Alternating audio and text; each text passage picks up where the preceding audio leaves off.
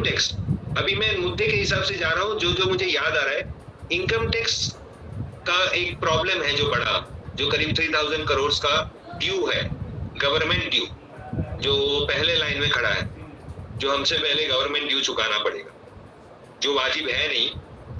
तो उन्होंने कहा कि एक एक्स पार्टी का फैसला आ गया है और इसमें कभी लिक्विडेटर ने चैलेंज क्यों नहीं किया गवर्नमेंट को।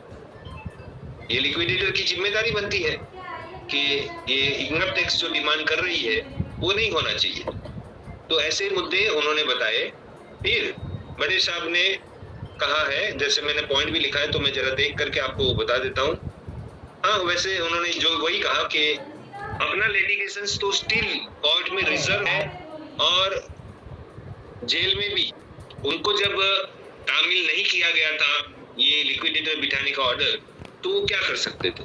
उसके बाद भी उन्होंने लिटिगेशन लगाया था जो आज भी रिजर्व है, तो वो भी वो कर सकते थे। लेकिन अभी मुद्दा ये है कि उसको हटाने का काम तो बहुत इजी है उनके लिए, लेकिन उनका कहना है कि सबसे पहले नई तरह से सोसाइटी को शुरू किया जाए।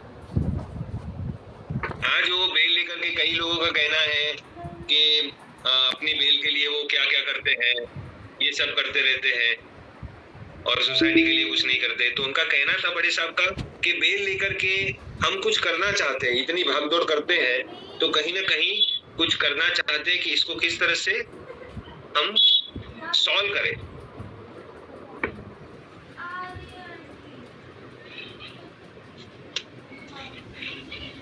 ईडी की बात थी, एक वीसी फ्लैट T7 एक मिनट चालू रखिएगा आप, रहेगा मैं जरा पॉइंट भी पढ़ लूं मेरे जो मैंने बनाए हुए हैं।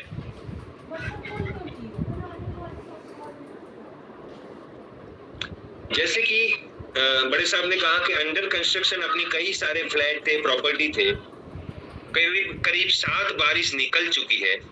अब उसको रीएस्टैब्लिश करना होगा, वो प्रॉपर्टीज को भी कई सारे उसमें डैमेजेस हुए होंगे, उसको भी खर्च करके नए से बनाना पड़ेगा और रिपेयर करके उसको बेचनी पड़ेगी, तो उसके दाम मिलेंगे।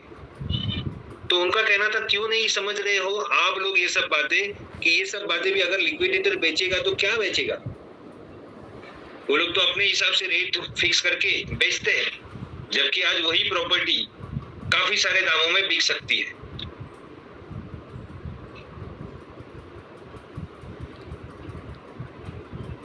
बड़े साहब का कहना था कि जेल में बैठे बैठे हम कुछ नहीं कर सकते हैं, अगर हम जेल से बाहर आए बेल लेकर के तभी कुछ कर सकते हैं, बाकी जेल में बैठे बैठे कुछ नहीं कर सकते हैं।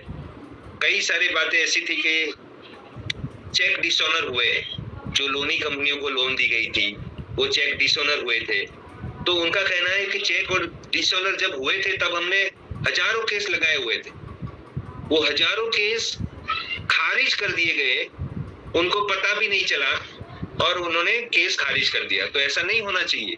वो केस खारिज क्यों हो गया, जबकि लोन रिकवरी तो पहले होनी चाहिए थी।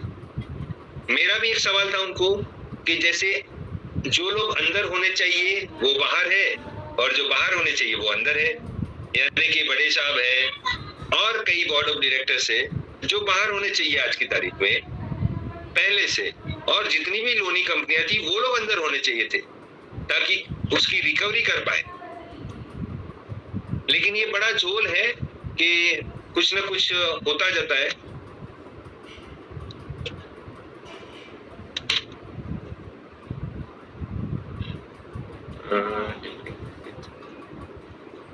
जैसे अभी मैंने कहा कि बड़े साहब ने कहा कि मैं मीटिंग में नहीं आ सकता हूँ या जूम मीटिंग नहीं कर सकता हूँ क्योंकि टेम्परिंग विथ एविडेंस हो जाता है उसमें और वो बर्बाद हो सकते हैं उसमें, इस तरह के, इसलिए वो चाहते हैं कि मैं कोई मीटिंग नहीं करूं। इंडिविजुअली वो बात कर सकते हैं जैसे कि मैं हूं या अन्य कोई ऐसे कि जो उनको विश्वास में लगे कि ये विश्वासु आदमी है तो उनसे वो बात करेंगे, बाकी नहीं। बाकी एक बार तो उन्होंने भी मुझे कह दिया कि आप भी बहुत नेगेटिव लिखते हैं तो मैं अभी आपसे भी नहीं मिलूंगा।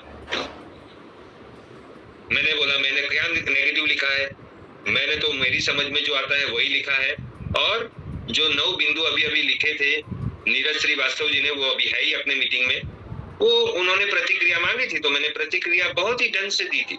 सभी लोग आज की तारीख में भी पढ़ सकते हैं, बहुत ही ढंग से वो प्रतिक्रिया दी थी। उसे कोई चैलेंज करेगा तो मैं उसकी बात अभी भी कर सकता हूँ, लेकिन बात करना है हमें किसी को भी। मैं ये कहूंगा बार बार कि आदर्श के किसी भी इन्वेस्टर को अंदरों अंदर लड़ना नहीं चाहिए। आप बहस करो कि आपकी समझ में ये है और मेरी समझ में ये है, और वो समझ करके एक डिसीजंस पे आओ कि सही में क्या है और क्या होना चाहिए। फिर मैंने कहा बड़े साहब